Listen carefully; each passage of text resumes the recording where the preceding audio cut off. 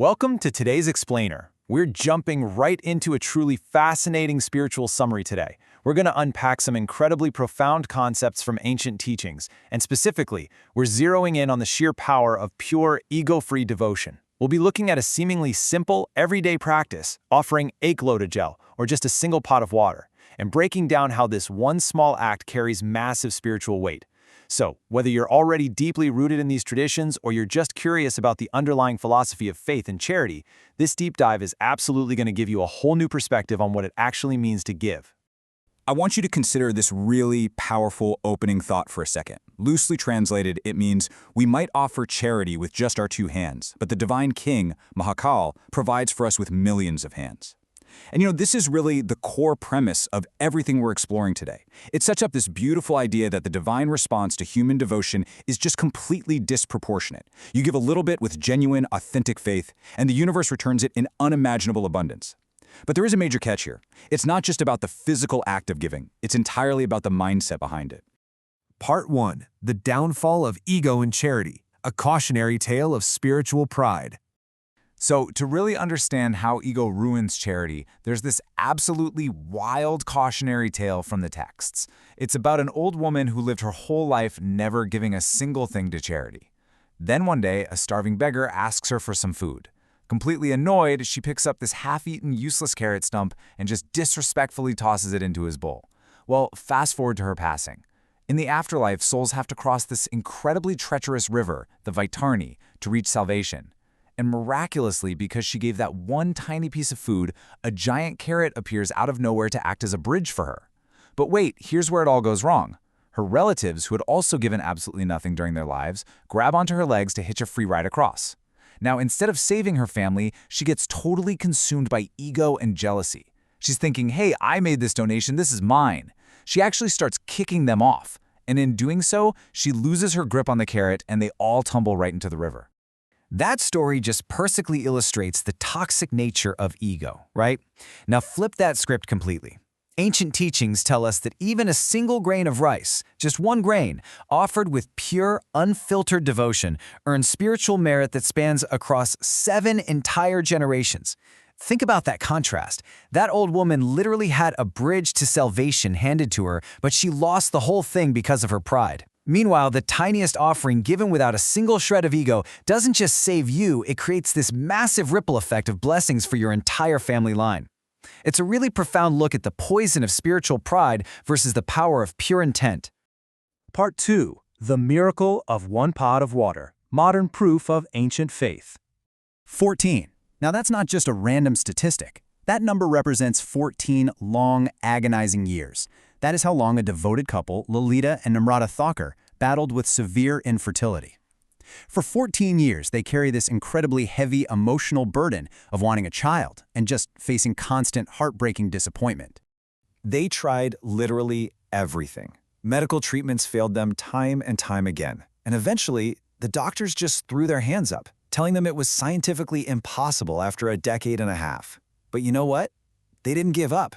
Instead, they leaned hard into that exact principle we were just talking about, simple, ego-free devotion. They started this daily practice of offering just one pot of water to Lord Shiva with total, unwavering faith. And the outcome? Completely defying all medical odds, they were blessed with healthy twins, a boy and a girl. And honestly, the stories of faith overcoming the impossible, they don't stop there. 95%. I want you to think about how severe that number is for a second, because it highlights a life-threatening medical crisis from another follower. So, a woman actually wrote in to share that her mother-in-law's liver and kidneys had hit a 95% failure rate. Medical professionals had essentially said there was nothing more they could do. But the family absolutely refused to let go of their faith. They committed to that exact same simple daily offering of gel, one pot of water along with a single bell leaf. And miraculously, the subsequent medical tests showed her organs had just completely returned to normal function. It's incredible. When science literally hit a brick wall, steadfast devotion paved a way forward. Part 3. Mother Parvati's Dedication. The Origin of the Sacred Offering. So you might be sitting there wondering, where did this whole concept of one pot of water actually come from in the first place? It's a great question, and to answer it, we have to look back at a really legendary story involving Goddess Parvati and Lord Shiva. But first, we kinda need to wrap our heads around this vital concept called udyapan. The best way to think of udyapan is like the finalizing signature on a major contract. The source material actually compares it to buying a house. You can pay for a house, right? You can even live in it for 20 years. But until that final registry is signed, legally it is not yours. It's the same in spiritual terms. You can fast and pray for years, but to actually claim the spiritual merit of that vow, you have to perform the udyapan, which means making a final donation or offering. To see how this plays out, let's trace Goddess Parvati's journey. To secure a blessing for a child, she completed this grueling year-long fast called the Punyakava Vrat. But when it came time for the Udyapan, the priests performing the ritual, the Sanat Kumars, asked for the ultimate donation. They asked for her husband, Lord Shiva himself. Bound by the strict rules of the ritual, she literally had to give him away. Completely devastated, she sought guidance. The divine musician Tambaru told her that to win Shiva back, she didn't need to amass immense wealth. Instead, he told her to find a dusty, desolate, totally abandoned Shiva temple, clean it using her own garments, and just make a simple offering. And Goddess Parvati did exactly that. She found this forgotten temple, humbly cleaned the space with her own clothes, and offered just a single pot of water.